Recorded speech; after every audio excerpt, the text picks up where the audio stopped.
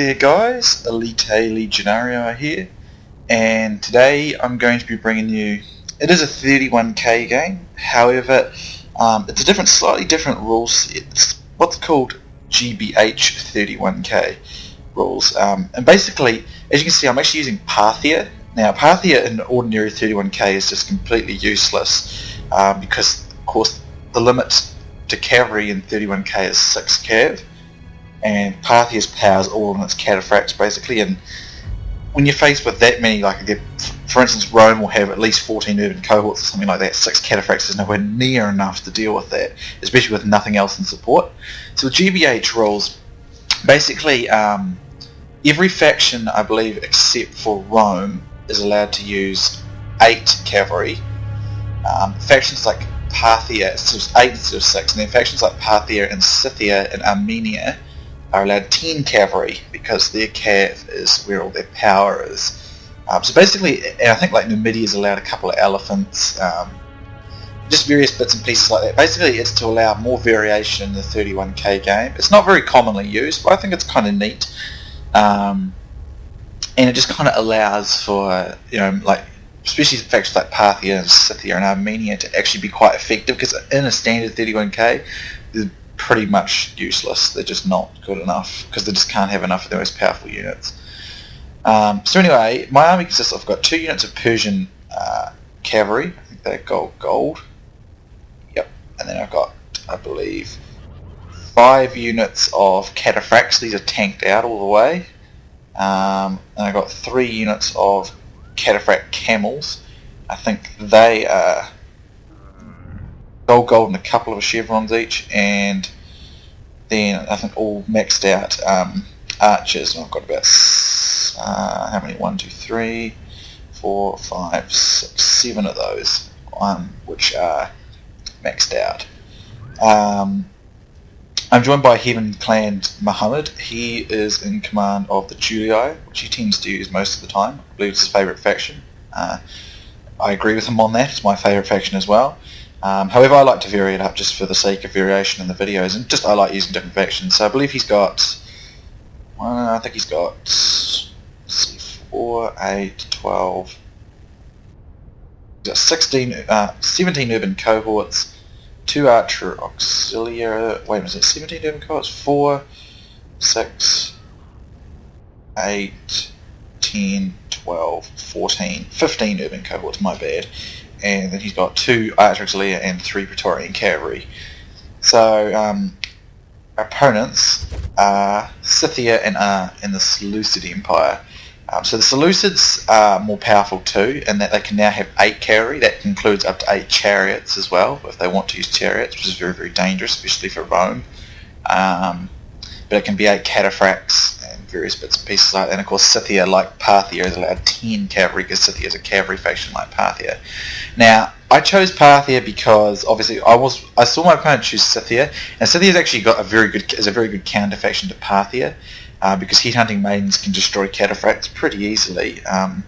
Plus they're cheaper, so he's probably got more upgrades all around and probably more of them. So I brought the camel cataphracts solely for that purpose, because cataphracts by themselves will lose to headhunting maidens, but cataphract camels will scare the headhunting maidens enough for the cataphracts and the camels to win.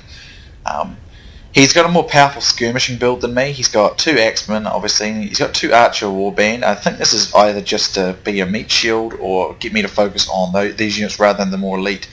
I believe it is 1, 2, 3, 4, 5, 6 units of chosen archer warband. He's definitely got the skirmish advantage there, because he's also got 2 units of these Scythian noble horse archers. These guys are very good horse archers and quite capable in a melee fight when it comes down to it. Then he's got 1, 2, 3, 4, 5, 6 headhunting maidens and 2 barbarian chosen warlords. So that gives him a total of 10 cavalry, much like myself. Then we have Heaven's Koda. He's playing as the Seleucids. As you can see, he's got 8 cataphracts, probably at least gold, I'd say. Then he's got 3 Silver Shield Legionnaires. This is most likely just to act as a peeler screen and testudo, so he can soak up the peeler from Mohammed. Then he's got, I believe, 1, 2, 3, 4, 9 silver shield pikemen, most likely on gold. And this is going to be players stalling for. So this is going to be a little unconventional by 31k standards, especially for me and the Scythian player, Budoomis Andronicus. But nonetheless, it's going to be fun, going to be interesting. So it's going to kind of be a little bit more like a CWB in the sense that there'll be a lot more skirmish. There's usually not that much skirmish in 31k. There is sometimes, but not generally that common. However, because we're using Parthia and Scythia, the chances of the skirmish are quite a bit higher. So I start moving up my horse archers and get to Cantab circle. I notice he's not in circle, so I decide to target his horse archers for a bit. However, I will change my target in a moment onto some of these archers. Obviously, I'm going to get outperformed in skirmish because he's got the chosen archer warband, which is quite a lot better than my archer, and he's got probably the Persian cavalry is, in terms of actual horse archer capabilities, probably at least equal to these Scythian nobles here, but the Scythian nobles will actually win. Noble archers will actually win in a melee fight, I think important. He does get kind of entwined here. This is why I spread my guys out at the start so this wouldn't happen, because what ends up happening is he gets entwined.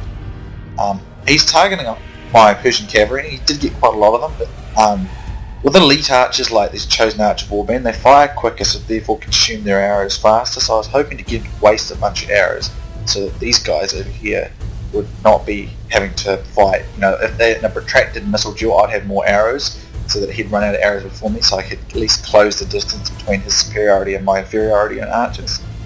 But Mohammed's also got some of these archer auxiliaries, got a couple of those, so they should be able to help.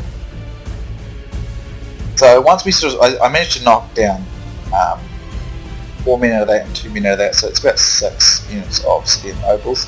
But even in a moment I will change it over to the chosen archer warband though. That's pretty counterproductive trying to actually kill other horse archers in a skirmish, to be honest, like this, because they just kind of don't hit each other very much. So let's just triple speed. He brings up his, I believe his axeman, no, some of his archer warband here. So I decided to bring up my guys here, but he'll be able to, he's going to get his guys firing now, and I'm going to take a pretty big knocking, but Mohammed's up here taking a few pop shots off, and I believe we start targeting, I'm targeting this unit, I know that much. I'm presuming he's probably targeting one of these ones as well. It's best if we just ignore this archer warband. They still do damage, but these much more elite archers is far more useful.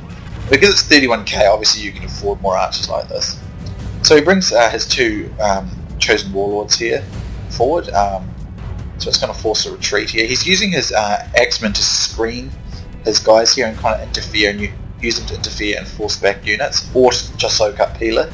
So it's a pretty smart move there because they're a pretty rubbish unit. They can be quite valuable for forcing archers back and then getting counter strikes at retreating archers that have got no fire of their own, or using them to waste unnecessary Peeler. So it's a pretty good move, really.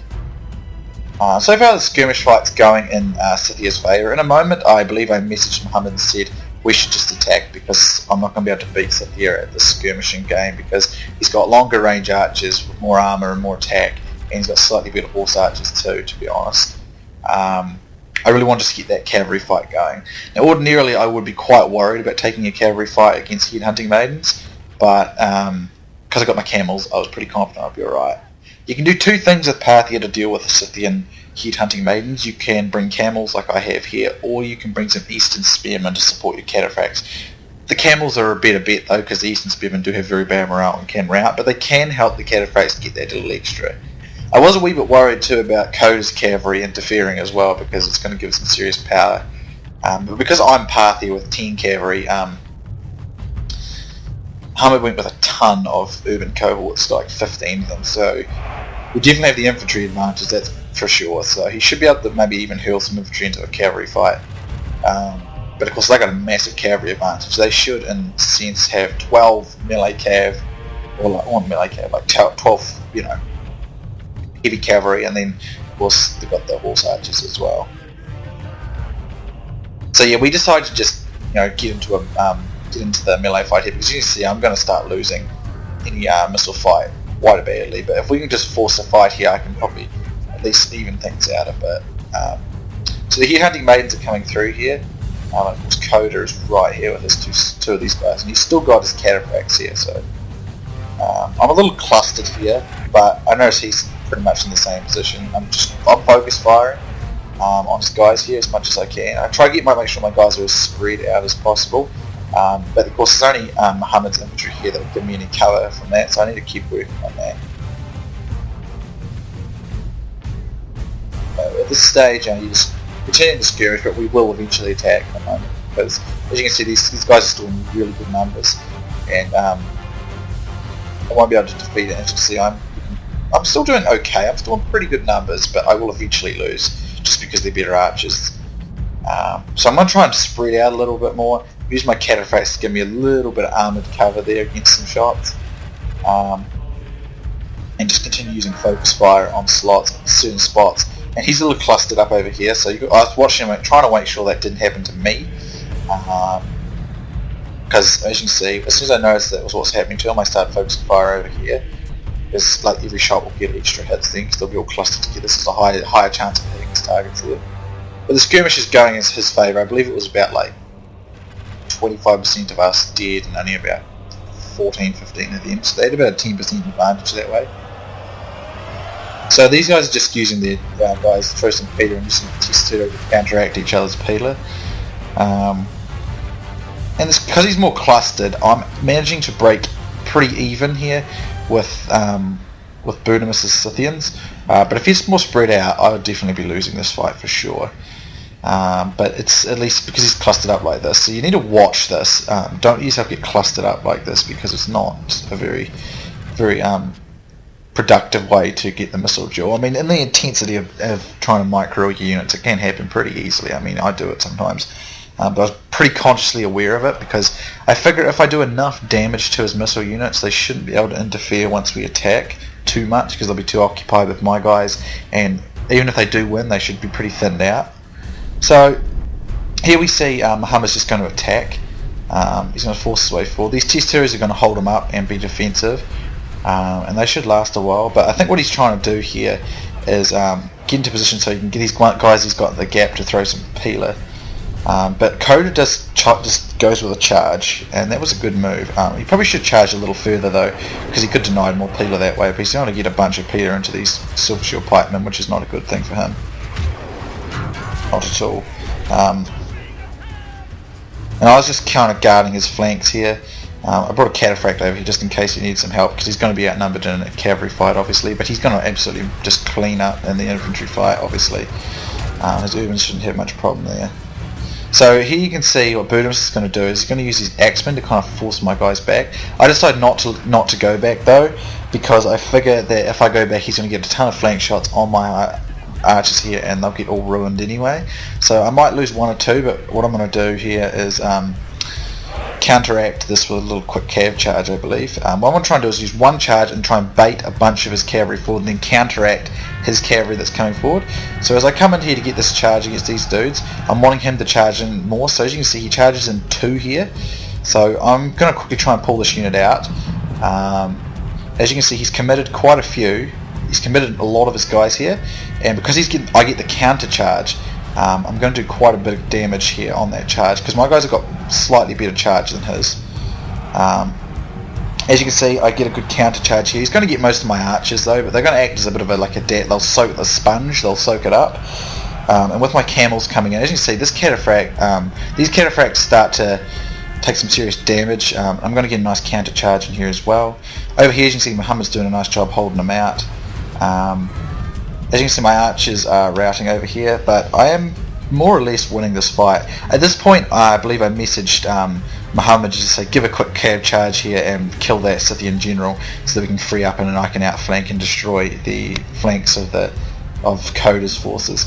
As you can see, my camel breaks through here. I'm going to go for the encirclement, and he's going to do a nice wedge charge through here. He does pull his general out, but this should put an end to the Scythian force. As you can see, Koda lifts his pikes up so he can get a nice wedge charge into these urban cohorts. This was a good move, because the sheer weight of this many cataphracts coming into his Romans like this is into Muhammad's Romans going to be nasty. But there's going to be a nice counter charge by Muhammad, and I'm going to support him. And over here, I'm going to ignore these headhunting maidens for the most part, and I'm going to try and get around behind him, because with these cavalry engaged like this, He's not going to be able to support, and a good hammer and amble charge will work. As you can see, he's still easily win the infantry duel in places where he's not interfered with cavalry, so he's going to get flanks around here. I'm going to start pulling out of this fight. I got a bit snagged here, it's why this unit's just sort of sitting around.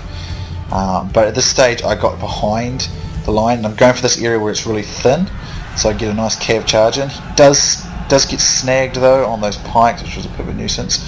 But as you can see, I've got my guys round behind him in mass.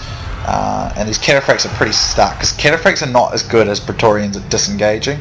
So as you can see, when you try disengaging them, they do lose quite a few men. And at this stage, when he's pulling out, I decide to use my camels to catch him. As you can see, it actually mass routes them. And then I get a nice charge in through here with my general and route 2 units of these Silver Shield Pikemen. Over here, I'm just going to get rid of these archers, so they can't get any flank shots or anything like that. But as you can see, because I got my camels into those already slightly shaken up cataphracts, I routed them fairly quickly. And at this stage, the Romans just going to break through the remainder of the infantry, and I'm going to get to the flanks over here. Flees like a frightened child. Now attack and break the will of his followers. Yeah, so at this stage, Koda's pikes are more or less mass routing. Over here, they're engaged a bit. I decided to go for a charge here because I know their morale is badly shaken up. So a good charge will just rout them. Even if I hit them in the front, it would probably still rout them. Not that I was going for the front, but as you can see, it does actually effectively rout these Silver Shield Pikemen straight away. And I'm just picking up these last few cavalry units. He does actually kill my general there, but it doesn't matter at this stage. It's over. So it was a pretty fun game, a bit different than the standard 31Ks, but nonetheless I felt it was a lot of fun. As you can see, a clear victory. Both myself and Mohammed getting just over 1,300 kills each. We pretty much cleaned up that one quite nicely. Budoomis nearly got 1,000 there though, but Koda only got 773. So big kills for the cataphracts and the cataphract camels. They did quite well. I didn't think they'd do quite this well against those headhunting maidens, but they did. I suspect it was the camels though, because I mean, if you put cataphracts against headhunting maidens on their own, it's not unwinnable, but it can be pretty difficult, and I wouldn't recommend it.